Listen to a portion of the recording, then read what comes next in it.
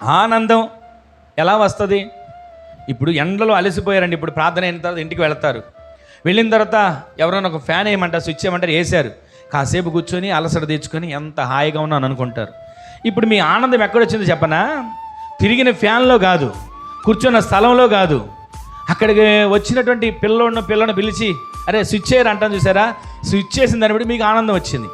అయితే అలా కాకుండా అరే కొంచెం స్విచ్ చేయరా ఫ్యాన్ తిరుగుతుందని అంటే నేనేను నువ్వే వేసుకో అని అన్నాడు అనుకోండి, ఆనందం కాస్త ఆవిరైపోతుంది.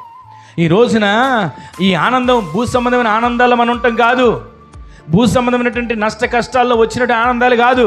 ప్రతిరోజు సీయోను రాజును ఎదుర్కొనే ఆనందం మనలో కలుగునుగాక.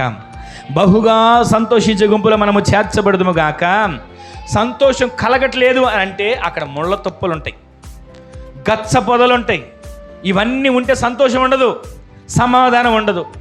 ఇవి ఎందుకు వస్తాయి అంటే ఎంతసేపు మనం కన్నీటిలోనే ఇబ్బందుల్లోనే నలిగిపోతున్న పరిస్థితిలో ఇదే నా బ్రతుకు, ఇదే నా పరిస్థితి అనుకుంటున్నాం కదా, దానివల్ల మనం ముందుకు వెళ్ళలేకపోతున్నాం, దానివల్ల మనం ఎదగలేకపోతున్నాం, దానివల్ల మనం సాగలేకపోతున్నాం. ఈ రోజున దేవుని సందులో ఆనందించే గుంపులు మీరు చేర్చబడుదురుగాక.